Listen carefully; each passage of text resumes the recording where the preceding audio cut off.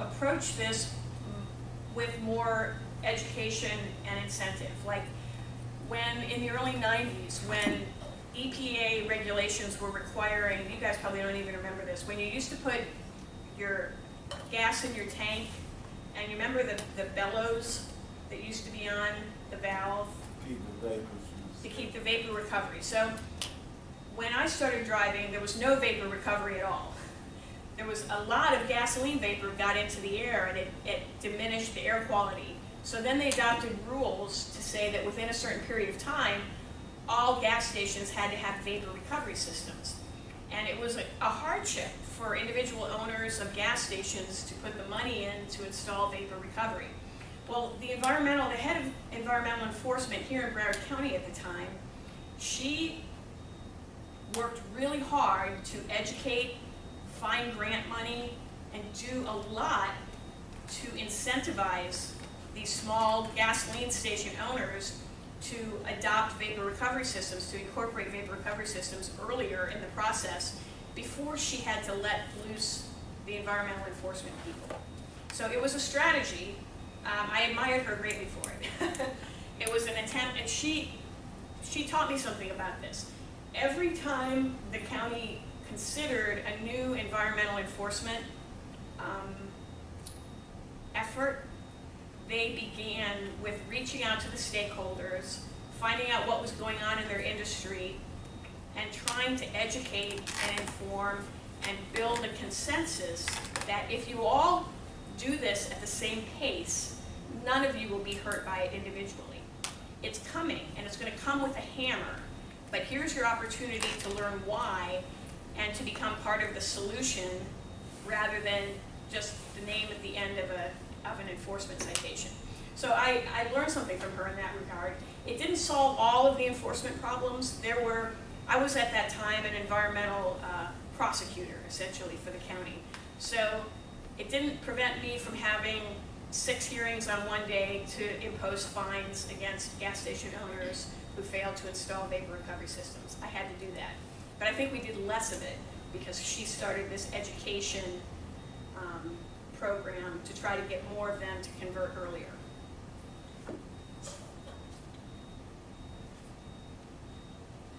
So in response to these big federal mandates, many states adopt statutes that are mirrors of the same regulations, and they're called like little versions. Like California has a little NEPA. So they require environmental review and analysis of state government actions. It's a small version of the federal National Environmental Policy Act. And other states, depending on the sensitivity of different environmental features in their state, will duplicate the federal regulatory program as applied to their own state. It gives them an opportunity to address unique state concerns. Like one state has certain resources that need greater protection, another state doesn't have those resources, so they can formulate their own state regulations to address those particular needs. And then they tag on additional or higher standards to do what they think is necessary to protect the state. In this kind of scenario, when the federal government regulates in an area, typically the state regulation can be more stringent but not less stringent. So the state must enforce the federal, but they can go beyond that and be even more demanding if they think the need is there. Airport zoning. Airport zoning is kind of a weird regulatory animal. Over the years, first of all, there's a lot of airports in the United States that were given, the land for the airport was given to the city or the state or the county through a federal surplus property land grant. Some of them, many of them were already airports. They were created for training purposes during World War II. And then after the war, the federal government owned and the Department of Defense owned all of this land that had been acquired for aviation, for military aviation training that they no longer needed. So they would give it to the Civil Aeronautics Board, it was called back then, and then the Civil Aeronautics Board would give the land to local governments to have civil airports. So most of the land that's used for airports now in the United States came through that mechanism. When land is given to you by the federal government, there are always controls. There are conditions. They give you the land and they say, but the condition is you must use it for the purpose for which we're giving it to you, and you must do a series of other things to make sure that the purposes of the land grant are achieved. So airports are like that. They have what are usually called grant assurances attached to them. And one of the things that they realized as airport operators realized as aviation grew in the United States was this conflict between the growth of airports and the growth of residential areas. Again, we're in the post-World War II era. Everyone is coming back, starting their family, buying their house. Vast subdivisions were being built in the suburban areas of cities. And many times the residential use would come right up to the edge of the airport. And then they started complaining about airport noise. So airport zoning is an attempt to balance those competing interests. There's a desire on the part of airport operators and the federal government to protect the investment that is made in the airport and ensure that the airport can be used for the commercial purposes for which they invest millions and millions of dollars. And then there's an interest in protecting residential areas from the negative effects of aircraft noise. Airport zoning in Florida is one example of that balancing. It's found in the statute, and similar to that environmental structure, remember we said the federal government sets standards and requires the states to implement it. Here, the federal government sets standards, and now they expect the state to implement it through airport zoning. The question is, where's the right balance between the limiting of development near airports and the limiting of airport utility and growth? Yeah. What is the buffer between development and the airport?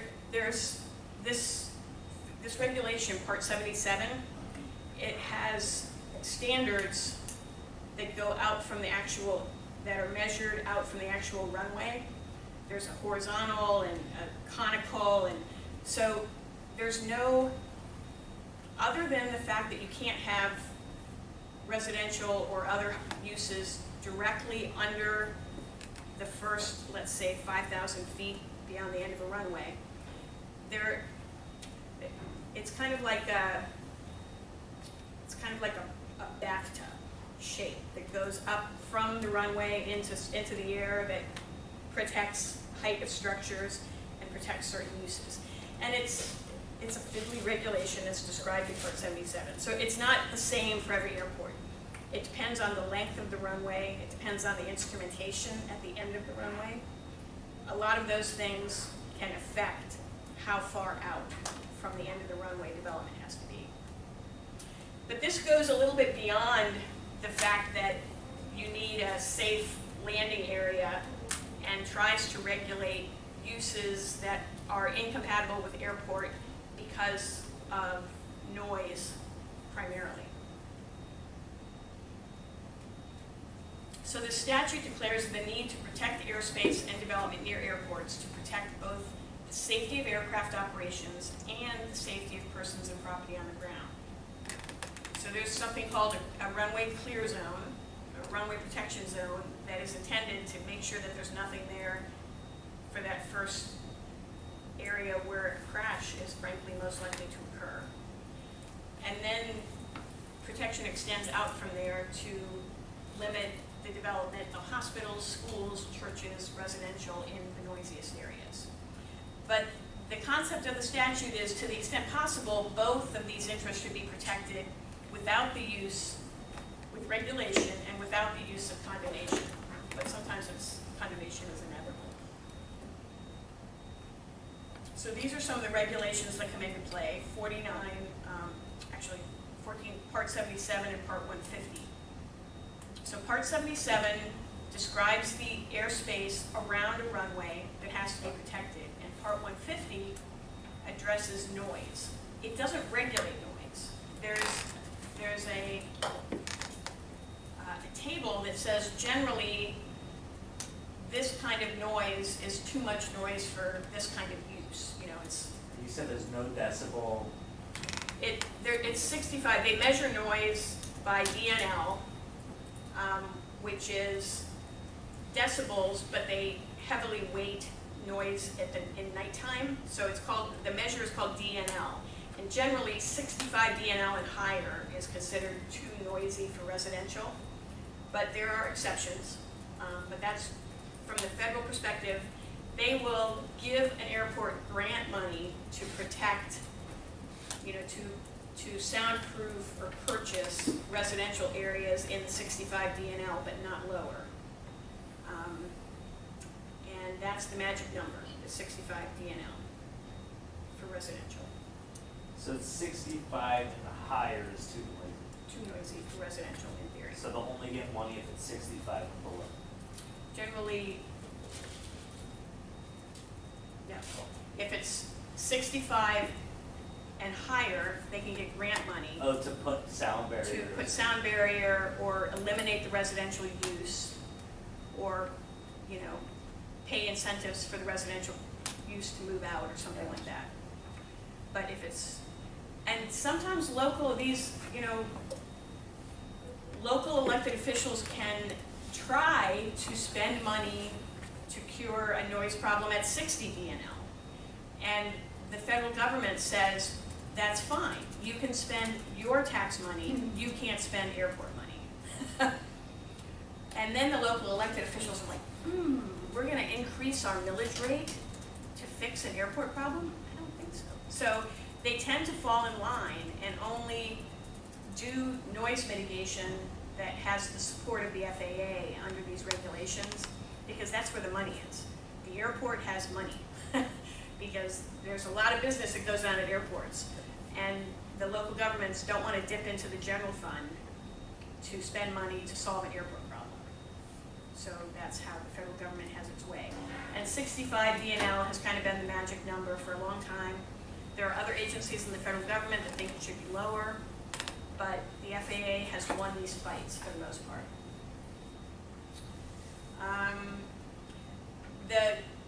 The tension, this tension between protecting the utility of the airport and protecting the lifestyle of a residential area is addressed to some degree in the comprehensive planning statute by requiring consistency between airport plans and a comprehensive plan. But in reality, they don't talk to each other too well. The airport planners and the general purpose local government planners, they, more than once, a development has gotten down to the wire before an airport woke up and realized that, you know, oh my goodness, they're putting a condo tower where in relation to my airport. And it usually happens when the local government that owns the airport is not the same local government that's approving the development. Think the Fort Lauderdale Airport in Dania, Dania Beach. They're right next to each other, but they're two different governments. But sometimes even within the same government, they don't talk to each other. I probably told you this story. I represented a charter school operator who went all the way through the site plan approval process to build a charter school in unincorporated Palm Beach County that was too close to a runway at Lake Worth Municipal Airport. And it wasn't until the building permits were ready to be issued that somebody kind of realized that they were putting a school within 5,000 feet of the end of a runway, which is prohibited by state law, unless you get a variance. So they found me, and I ended up getting them a variance so that they could open the school so they could build the school that had already been approved. The planners on one arm of the government didn't inquire about the location of airports, and the airport planners didn't pay any attention to what was being approved from the project side. So this statute and the rules are an attempt to get those two arms of government to plan together and to talk to each other, but they still don't do it very well, honestly. And part of it is because airport people are very singular, and in their minds, airports always win. Airports are always the most important thing. Because we're talking about the safety of people flying in machines in the air. So they seem to put blinders on as to other concerns. It's just been my observation. And local government planners don't take the time to understand what the airport planners are looking for. They think two-dimensionally.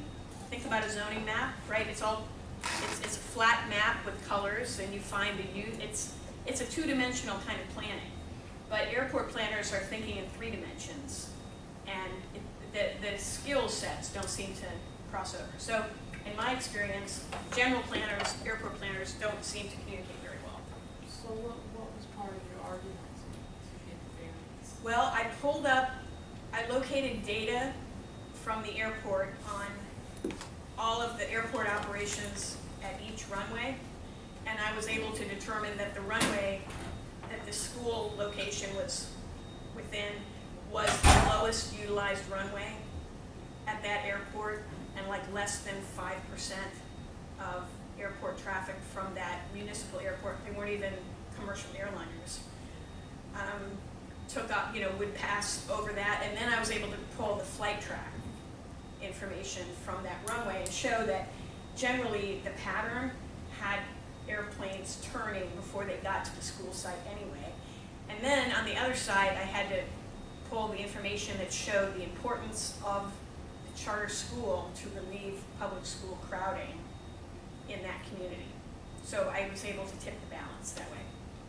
So since you said it's not a commercial, and I'm thinking little planes now, God forbid one of those little planes crashes into that schoolhouse and you went through the process of getting them their variance and providing the data, would they then come after you, or would they then pursue you? No. No. Well, your clients have to sign indemnity type of agreements for you representing them, or? I was representing the school, the charter school operator. I don't know. I think at the point at which the variance was approved, it becomes a governmental decision, Okay. and it's kind of protected by By a governmental blanket, immunity. yeah. Really, they took they considered all the factors that their code required them to consider, and made a good faith decision based on the factors. And just like every other governmental decision, it becomes generally, it's immune from Okay. typical kind of tort litigation. In the Part 150 noise regulation, are like the airports, will they prohibit certain operations on the aircraft? For instance, reverse thrust, which makes a great deal of noise. Would that? Yeah, they can, in the end. It's kind of a circuitous route to get to something like that. So Part 150, it does have this table that says what uses are appropriate and what noise levels. Other than that, all that the Part 150 regulations do is tell an airport, if you do a Part 150 noise study and you do it the way we ask you to do it, it might become eligible for grant funding. So it encourages airports to do a study about noise and then propose for themselves a series of noise prevention things, like we're going to change the operations at our airport, assuming that the air traffic controllers agree. We're going to direct noisy traffic to this runway and not that runway. Something. So they make changes about their own airport to reduce noise. They work with air traffic control to get agreement with the air traffic controllers about flight tracking, what directions planes are going to be given on takeoff and landing to try to minimize noise. They say we're going to prohibit engine run-ups over here to reduce noise. And then they have noise mitigation programs that say they identify the land uses that are incompatible in the vicinity of the airport, and they identify them for eligibility for noise mitigation measures, which may be soundproofing of houses, which involves replacing the windows, putting in central air if they don't already have central air, that kind of thing. Or providing sales assistance that says, if you think, I'm not telling you your house is too noisy, but if you think it's too noisy and you don't want to live there anymore, and you decide to relocate, we'll pay certain of your costs to relocate. Those are the kind of, there's a, if you've ever driven on Griffin Road south of the Fort Lauderdale Hollywood International Airport, you see that park with the big hill? That was a noise mitigation measure. It's a berm to deflect noise from that community to the south. Where? Griffin and what? On Griffin, between 995 and US 1, on the south side of the airport, there is a park that's on a giant hill that's actually a noise berm. And there's a teeny tiny one that you can't really see, and it's not as big, up on the north side, where adjacent to a mobile home park. But we called it berm envy. The city of Fort Lauderdale community on the north had berm envy, so the airport had to put in a tiny little berm. I thought you were talking about the dump first. Hmm? I thought you were talking about the little dump The little. along 441. No, this is a green belt. It's called the green belt, but it's become a park. The airport went to pretty tremendous expense to build it. They had to buy out some general aviation leaseholds on that south side that used to be there, and build berm. So those are the kind of things that come out of a Part 150 study. Is the FAA says, here's how you do one. If you decide to do one for your community and you follow our rules, we'll reimburse you for a portion of the cost. And then we'll consider the program that you propose at the end of this study to limit noise and to mitigate against noise. And we'll approve the ones that are eligible by our rules, and then those projects become eligible for grant money. And from the FAA's perspective, it gives them the control to make sure that local governments don't go wild and approve and use airport money to pay for projects that really don't improve the noise. Because that's their interest, is in making sure that airport money is spent on things that improve the utility of the airport.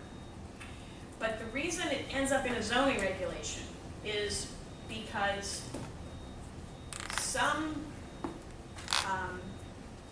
the state aviation office, as an extension of the FAA, wanted to force local governments to acknowledge the presence of airports and zone appropriately. So let's use the example of our neighbors, Broward County, which owns the Fort Lauderdale Hollywood International Airport, and the city of Dania Beach.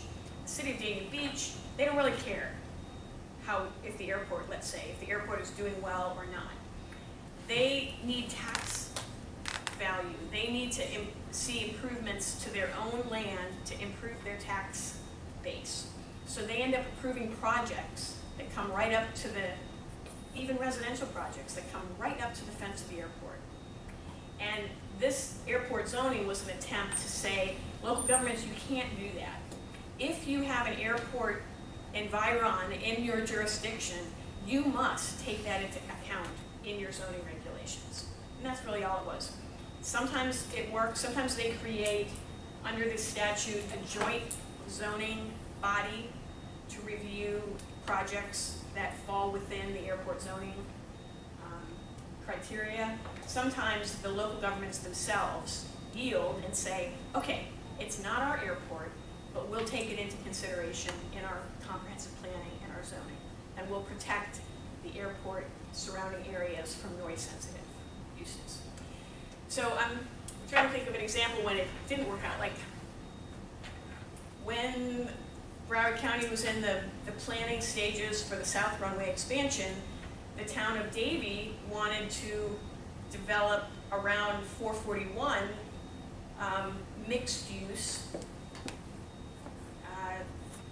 community redevelopment areas. So mixed use meaning commercial, office, residential. But they were just within the projected 65 DNL if and when the South Runway got built. So there was a battle over whether Broward County would approve a land use that permitted mixed use, including residential, within those noise sensitive areas. And essentially, I think that they approved it, but they let it be known that those residential uses would never be eligible for noise mitigation. At the same time, it was far enough out to where construction methods could probably be employed such that residences in that area wouldn't really notice airport noise more than anywhere else. But that's an example of the land use conflict that arose.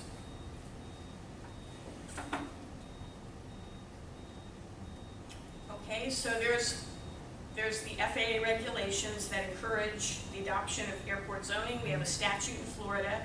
It's implemented through some administrative rules, and the statute requires local governments to do certain things. So you see the waterfall effect, the environmental regulations, these type of regulations. The federal government sets a standard. It imposes it to some degree on the states. The states impose it to some degree on the local governments. And all of them have a certain enforcement power along the way and the power to plan and regulate. It's a cascade. Yeah, this is when airport zones impact multiple jurisdictions, the local governments must either adopt airport zoning and enter into an interlocal agreement or participate in creating a multi-jurisdictional airport zoning board. In my experience, they don't do this multi-jurisdictional airport zoning board very often because nobody likes to give up power. They must have a development review process that's consistent with the statute where they review all tall structures to see if they're too tall for their location in the vicinity of the airport.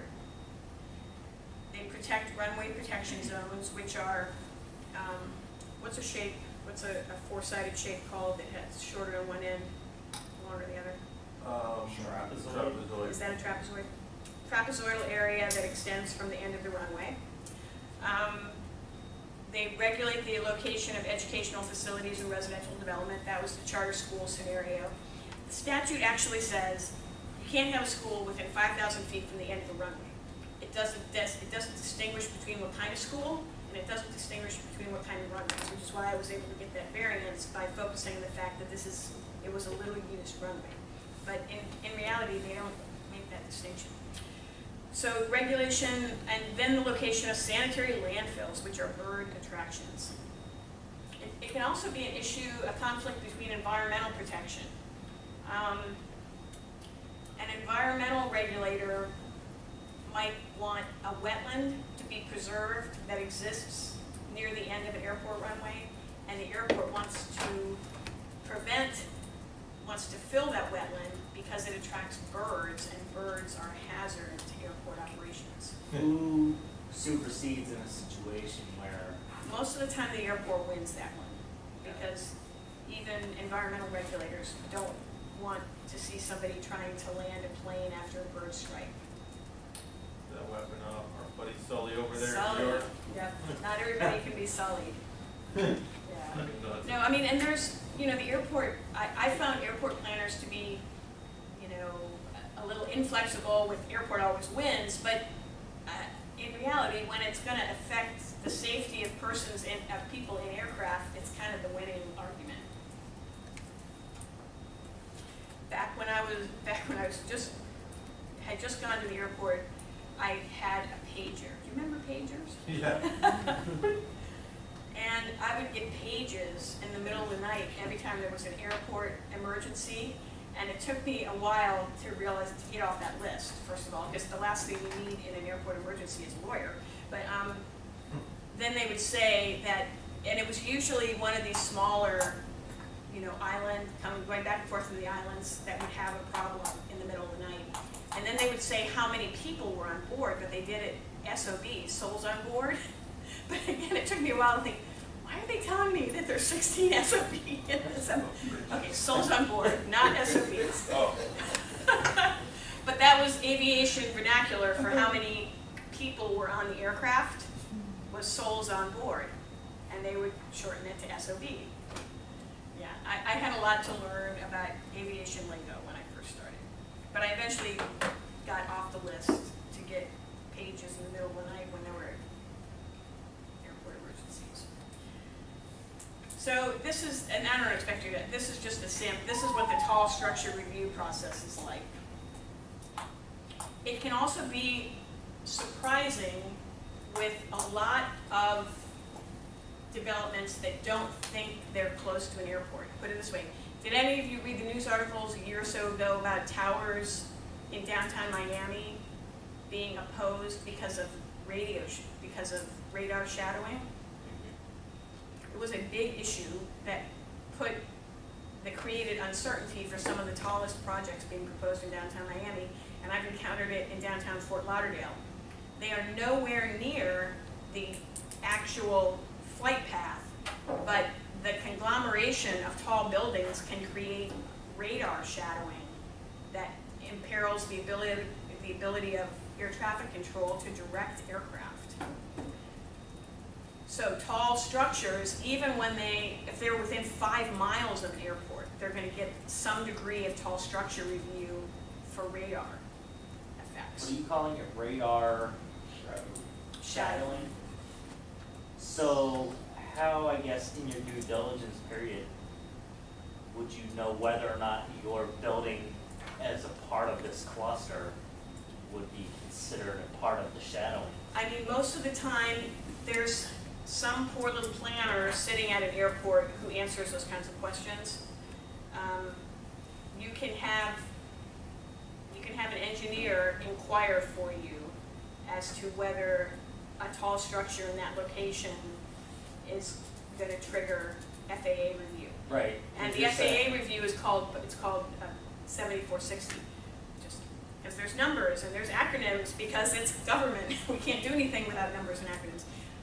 But they can usually tell you informally whether, up to this, okay, and they look at, the existing buildings are so tall, you can go that tall anyway, but you can inquire with a planner at an airport, and you usually get an answer. It's nothing, you can get an answer as to whether you're going to have to go through tall structure review. And then the tall structure review is very, very technical. And I say there's guys, I'm sure there are women, but in my mind there are guys who sit and do nothing but this, and that's all they're concerned about is airspace review. They don't care if it makes your property more valuable or less valuable. All they do is do airspace review.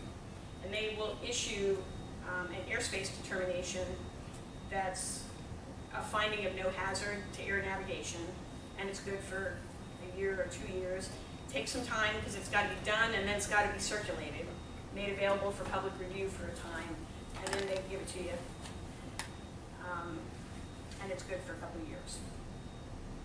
You can actually, if your architect can tell you precisely the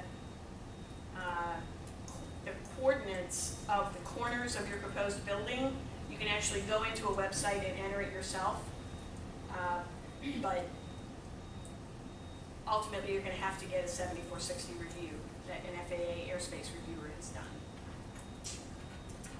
So these, I don't expect you to know. All I'm trying to show you by these pictures is that it can be a complicated and time-consuming. It can take 4 or 5 months to get an airspace study done. So if you know you need one, it's better to know sooner rather than later. And sometimes you can short-circuit all the arguments about the height of your building if you go get the airspace done first. You're like, we can't, I know this zoning approves and allows this tall, but, we've been hearing about airspace conflicts and we can't. No, don't worry, Mr. Mayor. I've already got an airspace analysis of this proposed building, and it'll be fine. So remember the bathtub I was talking about, that it's kind of, the airspace protection is kind of shaped like a bathtub? This is the figure that I'm referring to. It's like a stadium. That's what it is. It's kind of like a stadium. So the runway is the middle, and the protected airspace goes up like stadium seating around it.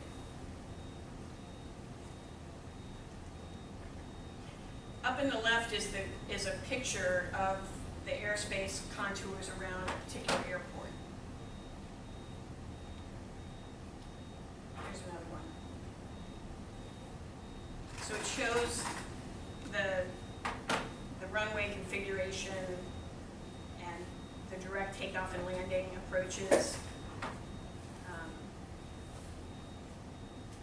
And again, sometimes when you're studying, you're zeroed down on a piece of property that you're doing diligence on, you're looking at a close level, you don't realize how close an airport is. So you have to sort of zoom back on that Google Earth picture and figure out if there's an if there's an airport in the vicinity.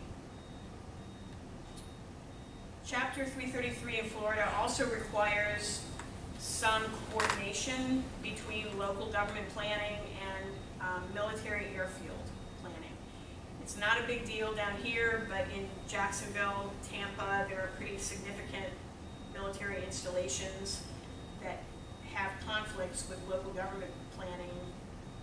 That, again, the military airfield wants to be able to maximize their use of their facility, and that may mean bringing in noisier aircraft than they've ever used there before, and they don't want to have to ask anybody's permission. But these statutes try to force some coordination between the civilian planning government and the military use of the military facility. But the military, I don't think that military is subject to NEPA, because it's the military. It's not an executive federal agency, but there's some parallel process that the military has to go through. They do have to perform some sort of noise analysis before they change the operations in a way that are going to affect noise.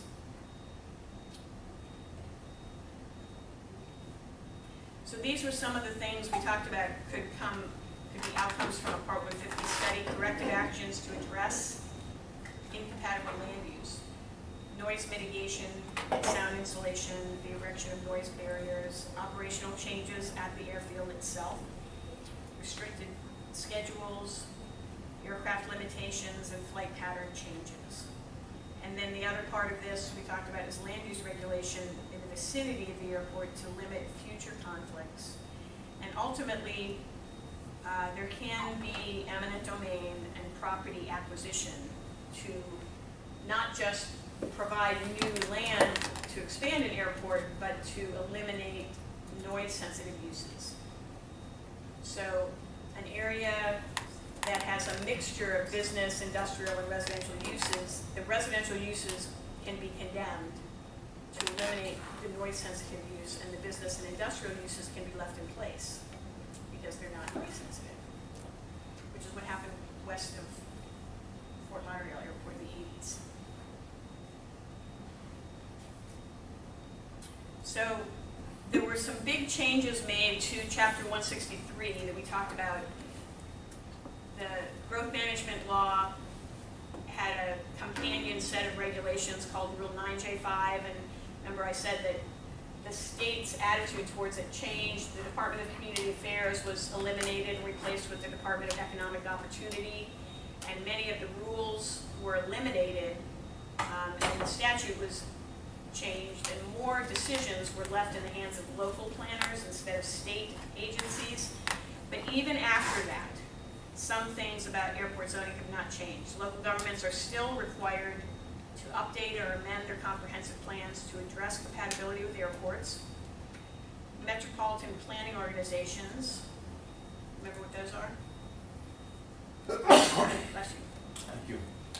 A multi-jurisdictional committee that has to be formed in order for the area to receive federal Department of Transportation funding, and they set priorities for transportation planning. MPOs must include airports and aviation staff in their technical planning processes. And airport master plans may be included in a transportation element of the comprehensive plan. So airports have been required to perform their own planning activities for a very long time in order to get grant money. That's how everything good happens, is you go to the federal government, you get grant money. So they're good planners. They conduct very detailed plans to support their expansion of their airport and to get federal grant money. But those plans don't follow the format of a land use plan or a comprehensive plan typically. But they do have the ability to adopt them by ordinance as part of the comprehensive plan if they choose. Now, some jurisdictions that have done this have regretted it, because once adopted into the comprehensive plan, it takes on that I can hardly amend it. It's difficult to amend it at that point. So airports have like put their heads in their hands and said, why did we do this?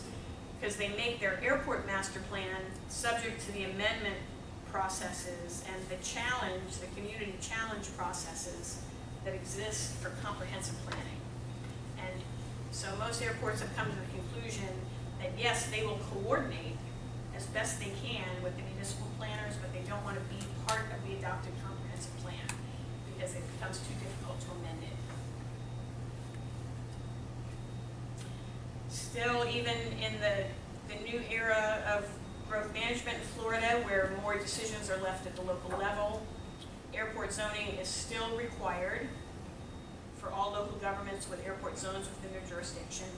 They still ignore it a fair amount, and Chapter 333 was not modified. It remains intact. Now, about 3 years ago, the Florida Department of Transportation undertook a review of Chapter 333.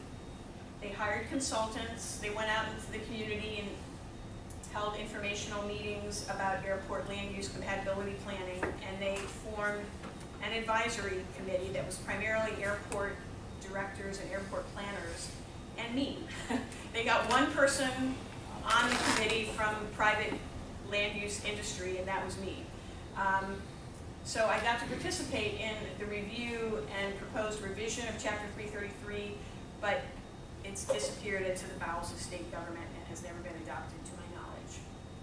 But it would have cleared up some things that we all had experience with, like not all runways should be treated the same for separation from educational facilities. It shouldn't be a flat bar. So things that all of the airport planners and others had learned, we tried to bring to a proposal to amend Chapter 333, but to my knowledge, it's still not been adopted.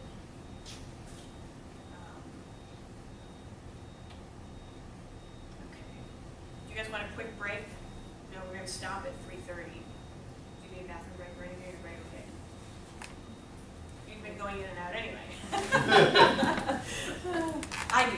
I need a break, so give me 5 minutes. They can.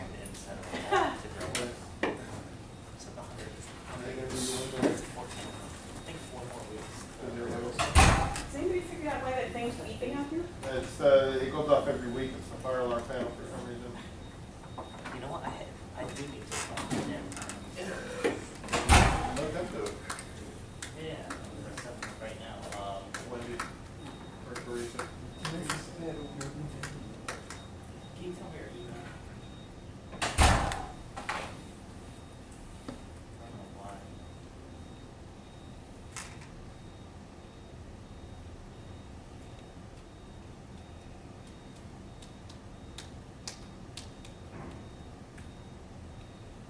Did she already send this PowerPoint? Teresa, Sherry sent it? T-R-E-S. Yeah. It's like the Windows with an S.com. You gonna look it up? Yeah. Yeah, she was attached to it, so it's always, she's always connecting. I like it. Have you, what's that, have you applied? Please confirm if my project we did it, whatever is confirmed.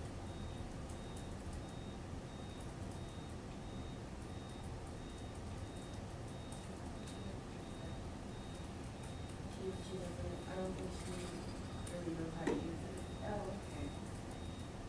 That happens with all of us. You do? Okay,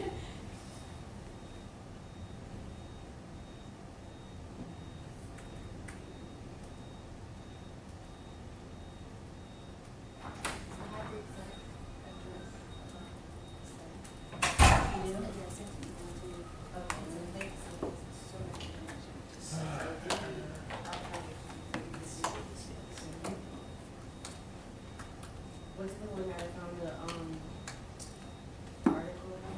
Yes. It is, right? Because you got that one, and then there was another one that was, a different location, so then you don't really know. Okay, okay, I got it. No, yeah, Yeah, you can have this podcast for the chain of brakes or the motor if you want to get up. You need access to have it sometimes, chain brake. You gotta reset the thing. You gotta close it. Is it in our But I'm You gonna see start the, closing you see it. the first You two need that back. tabs on the, pick the second one. Oh, okay. Yeah, so we're on the fourth, the last one, the fourth. Oh, these are just the slides. Yeah. Or just from an email she sent us the very first. Yeah, it's in the email, so you can like update it or access it.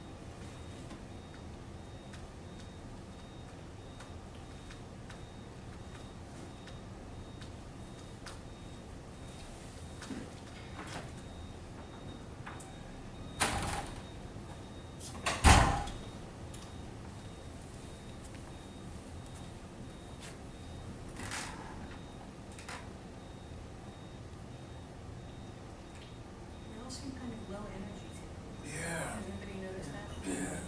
Why? It's Yours the weather. Is it the weather? Yeah. I know the term.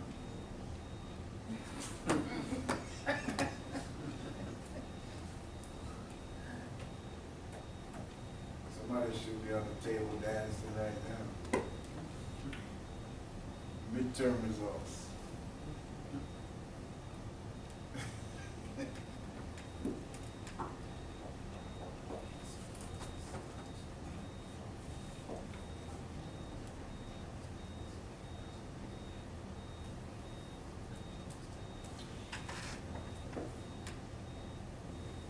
Did you guys know that, Monica was gonna be out today? Did she have a community review?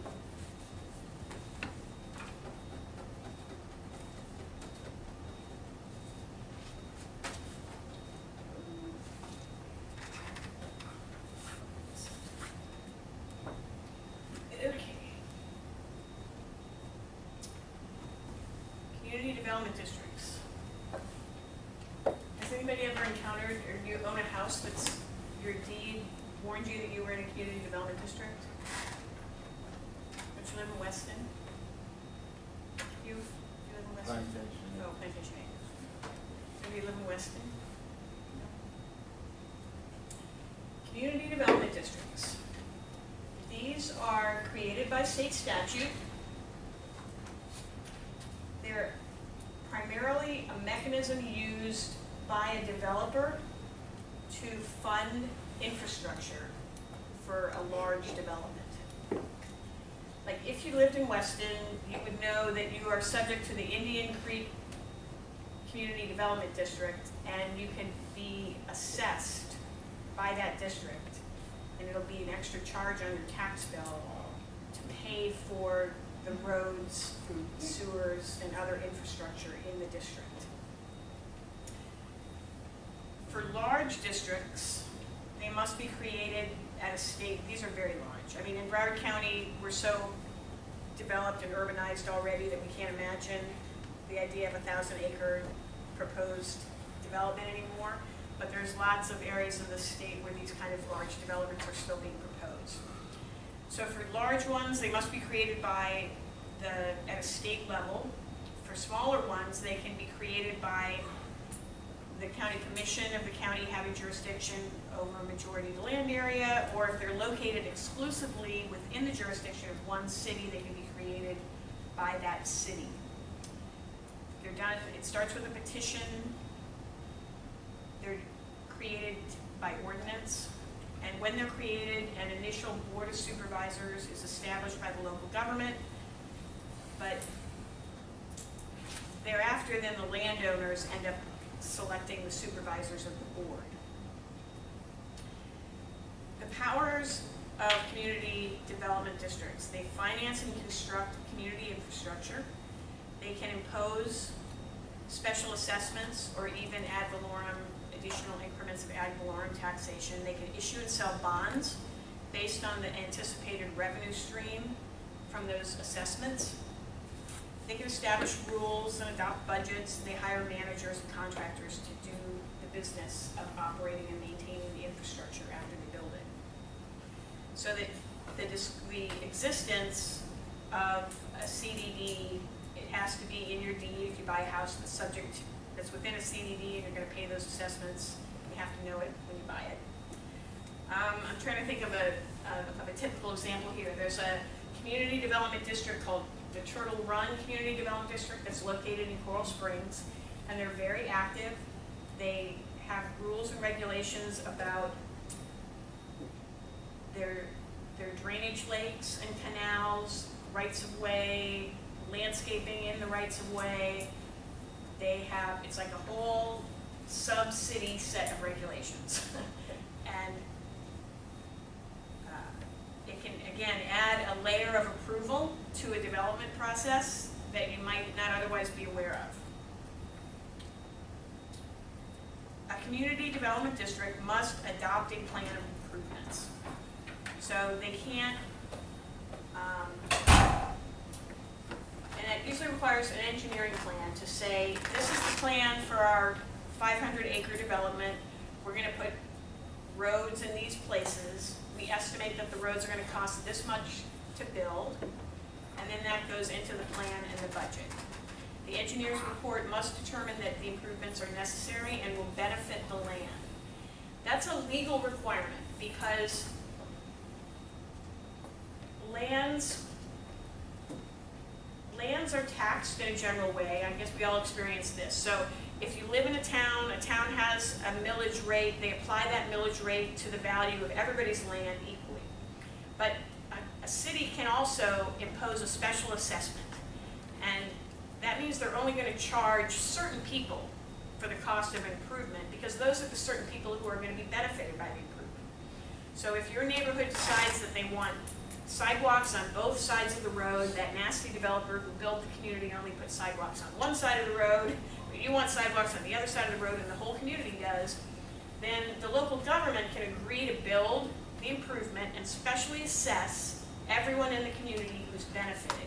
But that connection, that special benefit, is critical to these kinds of assessments being valid. So the engineer report must determine that the improvements are necessary and will benefit the land that's going to be on the hook to pay for it, the landowners.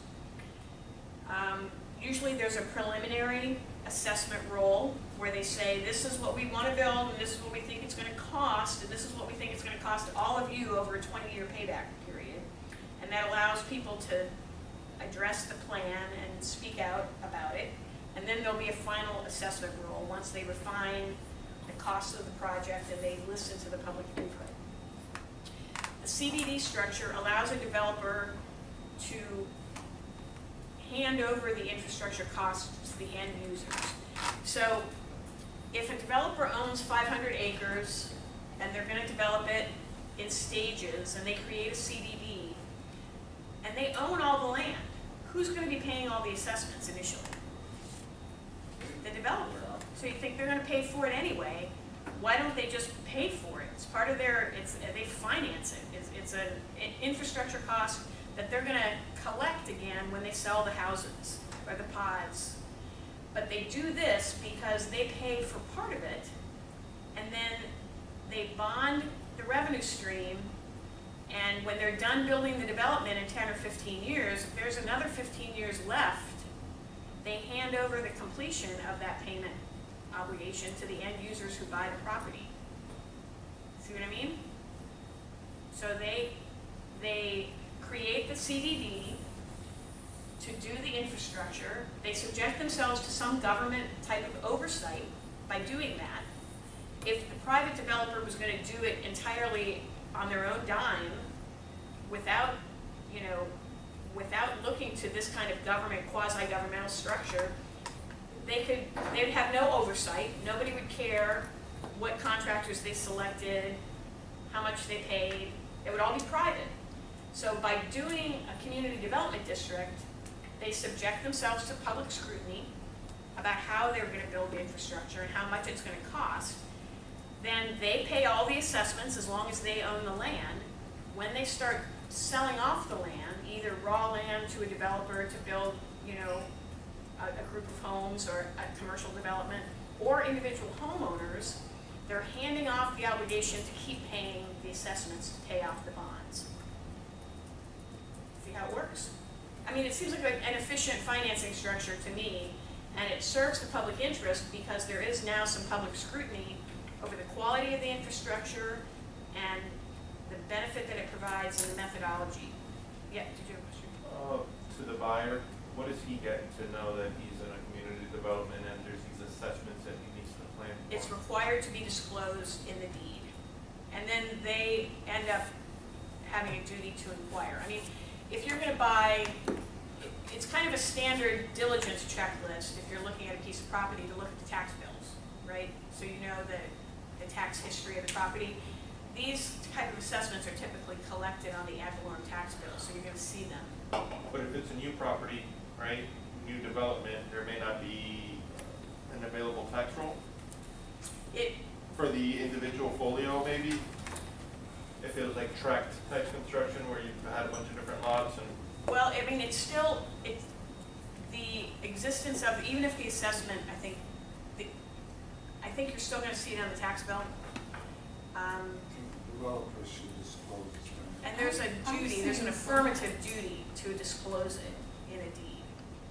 And I've seen some of these development stuff that I just see You see what? I'm sorry, I didn't hear the you. signage. I've seen. Yeah, I mean, sometimes it's very apparent that there is a CDD.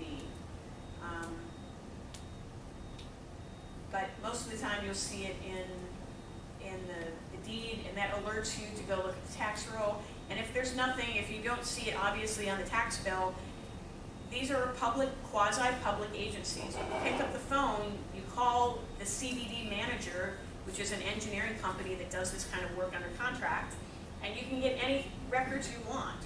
They're public records.